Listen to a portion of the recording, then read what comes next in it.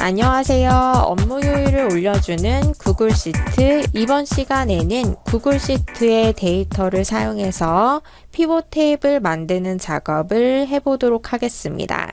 먼저 피봇 테이블은 뭐냐 하면 많은 양의 데이터를 편하게 재조합해서 집계할 수 있는 도구인데요.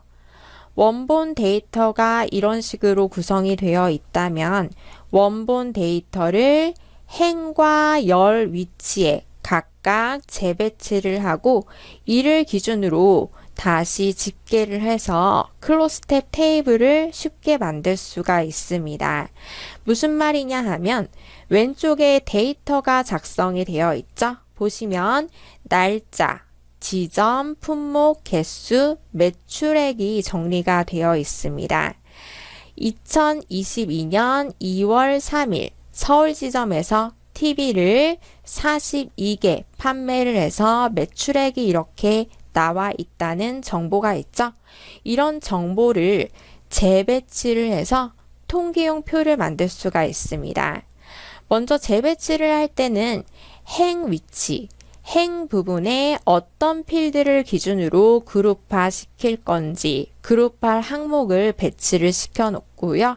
그리고 또 열 부분에도 어떤 필드를 기준으로 그룹으로 묶어 줄 건지 그룹핑할 필드를 배치해 주시면 됩니다. 행과 열 부분에 각각의 필드를 배치를 해서 어떤 걸 기준으로 묶을지를 결정해 주고 그리고 행과 열이 교차하는 부분에는 계산 작업을 해줄 수가 있습니다. 매출액의 합을 계산할 수도 있고요. 또는 매출액의 평균, 매출액의 최대값 이런 계산 작업을 해줄 수가 있는 겁니다. 이 완성된 클로스텝 테이블, 피봇 테이블을 확인해 보면 왼쪽 부분에는 각 품목별로 묶여져 있죠. 품목을 기준으로 냉장고, 세탁기, 컴퓨터 이런 내용이 나와 있고 품목이 같을 경우에는 월별로 내용이 또 묶여져서 나타나 있습니다. 월별 매출액이 나타나 있고 또 열 부분에는 지점의 이름이 나열이 되어 있죠. 보시면 냉장고 2월에 대전 지역에서 이렇게 판매를 했다는 매출 정보가 나타나 있습니다. 또 냉장고를 4월에 서울 지점에서 이렇게 판매했다고 나타나 있고요. 냉장고의 판매 총계가 또 아랫부분에 나타나 있죠. 이런 식의 테이블을 작성하려면 실제로 여기 있는 품목 부분 겹치지 않게 한 번씩 추출해서 나타내주고 또 교차하는 부분에는 계산 작업을 직접 작성을 해야 됩니다. 근데 이런 수고를 덜어줄 수 있는 기능이 피봇 테이블입니다. 자, 그러면 피봇 테이블을 사용해서 간단히 한번 작성을 해볼까요? 여기 원본 데이터를 한번 먼저 확인해 보도록 하겠습니다. 날짜가 쭉 있고요. 그리고 지점이 있고 품목 있고 개수 입력이 되어 있고요. 여기 있는 매출액은 매출액 부분은 VLOOKUP 함수를 사용해서 품목이 TV일 때 금액 곱하기 개수를 해서 이런 식으로 계산이 되어진 열입니다. 자, 이런 걸 가지고 피벗 테이블을 만들기 전에 만약에 피벗 테이블 기능이 없다면 어떤 식으로 작성이 돼야 되는지 간단히 한번 보도록 하겠습니다. 먼저 품목별 매출액의 합계를 저는 계산을 해줄 건데요. 자, 이걸 계산을 한다면 피벗 테이블을 사용하게 됐을 때 아주 간단히 작업을 할 수가 있지만 내가 피벗 테이블을 사용하지 않는다면 여기 있는 품목 부분을 컨트롤 C 복사해서 다른 위치에 붙여넣기, 컨트롤 V 붙여넣기 하도록 하겠습니다. 그리고 여기 데이터 부분에 보게 되면 데이터 정리라는 것이 있었죠. 중복 항목을 삭제를 한 다음에 그럼 중복된 항목이 한 번씩만 나타나게 되면서 품목이 겹치지 않게 한 번씩 나타나게 될 겁니다. 이럴 때에 등호 품목이 TV일 때 매출액의 합계 나타내 볼까요? SUMIF 함수 있었습니다. SUMIF 함수는 조건에 맞는 자료의 합계, 탭 정확히 범위, 조건 비교 범위는 품목 범위가 되겠네요. 하나 찍고 컨트롤 시프트 아래쪽 화살표. 그리고 이 부분 품목 범위는 고정시키도록 하겠습니다. F4. 그리고 쉼표 기준은 TV가 되겠죠. TV일 때 품목이 TV일 때 쉼표 범위 합계 합을 구할 범위 선택해 주시면 됩니다. 매출액 범위 클릭 컨트롤 시프트 아래쪽 화살표 그리고 F4 눌러서 고정. 이렇게 하게 되면 TV의 합계 그리고 냉장고의 합계 이런 식의 계산 작업을 해줄 수가 있습니다. 또 만약에 품목뿐만 아니라 지점별로 위쪽에 내가 묶어줄 거라면 지점을 겹치지 않게 아까와 같이 마찬가지 방법으로 추출을 먼저 해줘야 될 겁니다. 서울, 대전 뭐 이런 식으로 중복 항목을 제거해서 추출을 했다면 열과 행이 교차하는 이 부분에 서울 지점일 때 품목이 TV일 때의 매출액의 합계를 계산해 줘야 되겠죠. 그럼 이런 경우에는 sum if 함수를 사용해야 됩니다. 첫 번째 입력값 범위 어떤 범위의 합계를 계산할 건지 합계 구할 범위가 맨 앞쪽에 나타나게 되겠죠. 그래서 복사해서 그대로 붙여넣기 하겠습니다. 쉼표 첫 번째 기준 범위 기준 그리고 두 번째 기준 범위 다시 잡아볼까요? 두 번째 기준 범위는 지점이 컨트롤 시프트 아래쪽 화살표 F4 눌러서 고정 쉼표 지점이 여기 있는 서울일 때 이렇게 찍어 주셔야 되겠죠. 그리고 이것을 하나만 계산할 게 아니라 오른쪽으로 아래쪽으로 복제를 할 겁니다. 그러면 양방향으로 복사를 해서 나타내 줄 때에 어느 부분, 행과 열 중에 어느 부분에 고정시켜야 될지를 또 판단을 해 주셔야 되겠죠. 여기 TV, 품목 TV인 경우에는 여기 아래쪽으로는 행이 바뀌면서 계산이 돼야 되지만 M열에서 N열로 넘어오면 안 됩니다. 그래서 M 앞에 달러 표시 F4 눌러서 조정했고요.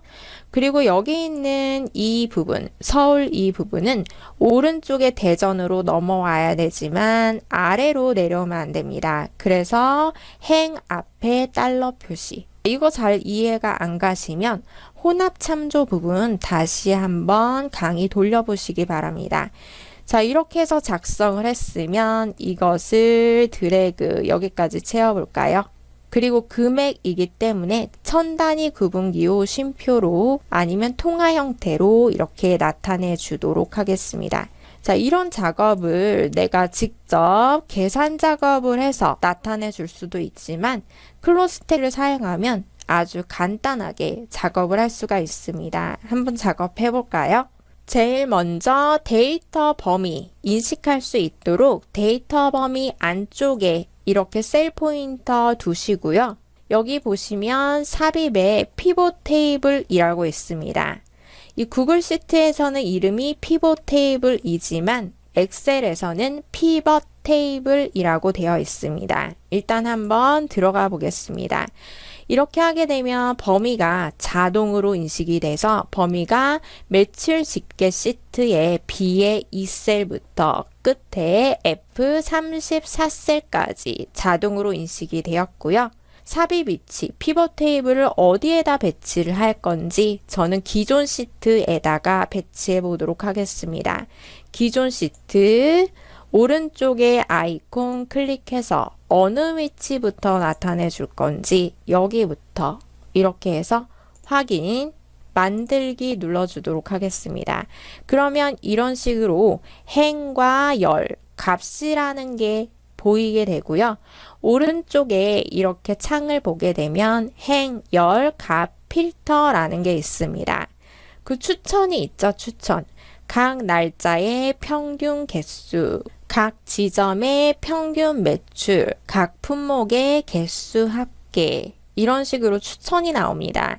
만약에 추천 부분을 클릭하게 되면 각 지점별로 묶여져서 매출액의 평균이 이런 식으로 나타났죠.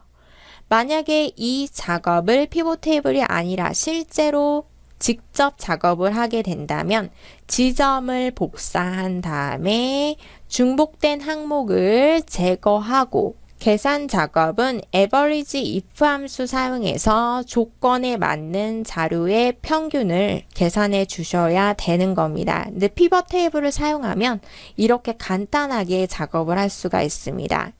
다시 저는 되돌리기를 해서 추천 방법을 사용하지 않고요.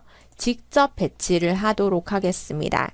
먼저 행 부분, 각 행의 앞쪽 부분에 어떤 필드를 기준으로 내용을 묶어줄 건지 묶어줄 항목을 배치해야 됩니다. 자, 여기서 저는 품목별로 묶어줄 거고요. 그러면 오른쪽 부분에 필드 이름, 목록이 나오죠? 품목을 드래그해서 행 바로 아랫부분에다가 이렇게 놓아주시면 됩니다. 보시면 품목이 겹치지 않게 쭉 묶여져 있죠? 그리고 여기 열 부분에는 묶어줄 항목도 추가해 주실 수 있는데 저는 지점을 드래그해서 열 부분으로 추가하도록 하겠습니다.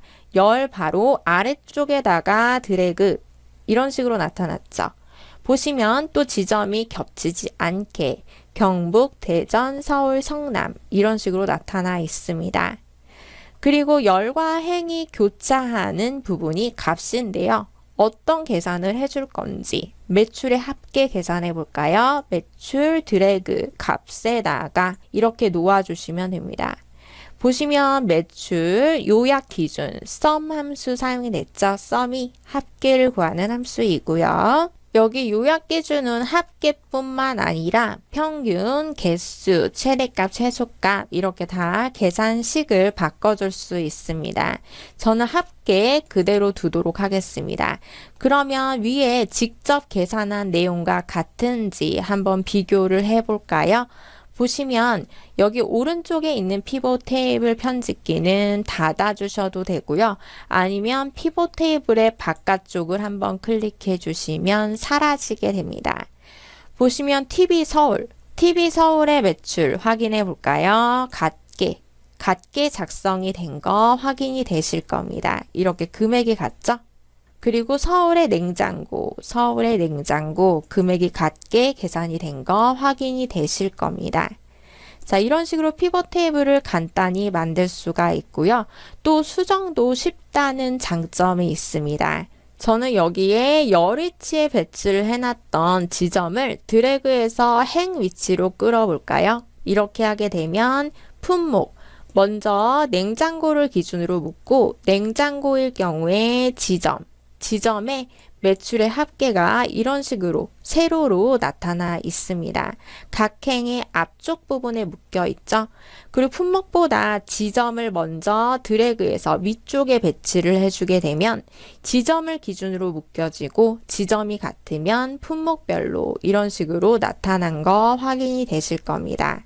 또 다시 지점을 드래그해서 열로 이렇게 배치를 할 수도 있는 거고요. 또 여기에서 날짜를 또 배치를 해볼까요? 날짜를 품목 아래에다가 배치를 해보겠습니다. 그러면 품목이 같을 경우에 날짜별로 매출액이 나타나 있죠.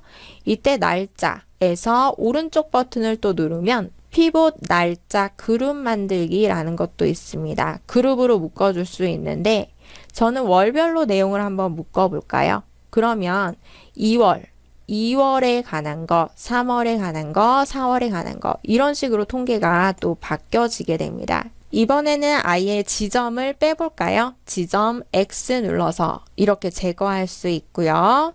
품목을 드래그해서 열위치로 위치 바꿔놓도록 하겠습니다. 그러면 월별로 묶여져 있고 그 품목별로 묶여져서 매출액의 합계가 나타났죠? 이번엔 매출액의 합계만 구하지 않고요. 매출을 또 드래그해서 값 부분에 하나 더 놓도록 하겠습니다. 그러면 매출액의 합계가 두 개가 생겼는데 요약 기준을 합이 아니라 평균으로 나타내 볼까요? average 이렇게 사용을 하게 되면 매출액의 합계와 평균을 함께 볼 수 있습니다. 또 값이 두 개일 때에는 값 방향 열로 해주시게 되면 매출의 합계 열, 매출의 평균 행 이런 식으로 나타나게 되는데 값방향을 행으로 해주게 되면 매출액의 합계와 평균이 각각 행으로 이렇게 나타나게 됩니다. 또 여기에 지금 함수의 이름이 적혀져 있기 때문에 함수를 잘 모르는 사람이나 결과만 확인하는 사람은 어떤 뜻인지 잘 모를 수 있죠. 그래서 이런 항목은 직접 셀을 선택하고 매출 총계 엔터 이런 식으로 바꿔줄 수 있습니다. 매출 평균 엔터 이렇게 값의 이름을 직접 바꿔주실 수 있고요.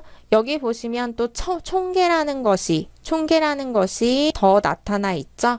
품목의 합계 부분 체크를 끄도록 하겠습니다. 그러면 총계가 사라지게 되고 또 여기 월별로 묶어놨는데 합계 표시 제거해 볼까요? 이런 식으로 할 수 있습니다.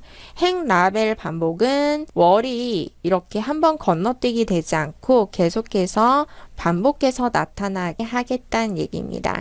이렇게 피벗 테이블은 각각의 어떤 열을 기준으로 그룹화 묶어놓고 통계를 나타내 줄 수 있는 형태이고요. 또 필터 기능과 정렬 기능도 포함을 하고 있습니다. 품목별로 묶어 놓았는데 품목 오름차 순으로 기본적으로 정렬이 되어 있죠. 내림차 순으로 이렇게 순서를 바꿔줄 수 있습니다. 월도 월을 기준으로 지금 오름차순 정렬되어 있죠. 내림으로 이렇게 바꿔줄 수 있습니다. 이번에는 필터링을 한번 해볼까요? 필터라는 부분이 있죠. 추가를 할 때 어떤 필드를 기준으로 필터를 할 거라면 추가 눌러줄 수도 있고요. 또는 필드 드래그해서 놓아주시면 됩니다. 자, 여기서 지점별로 한번 필터링 해볼까요? 지점 필터 위치에 놓았고요. 모든 항목이 현재 표시가 되어 있지만 서울 지점의 내용만 보도록 하겠습니다. 확인. 서울 지점만 필터링 돼서 나타나죠. 이렇게 피벗 테이블은 부분적인 통계, 부분합 기능과 필터 기능, 그리고 정렬 기능까지 함께 포함하고 있는 클로스트입니다. 이런 피벗 테이블을 완성하는 데 있어서 몇 가지 필요사항들이 있는데요. 첫 번째, 먼저 가장 중요한 지표들만 이용해서 피벗 테이블을 구성해 주셔야 됩니다. 피벗 테이블을 구성할 때 이런 데이터가 있다고 해서 모든 열을 사용해서 피벗 테이블을 만드는 것이 아니고요.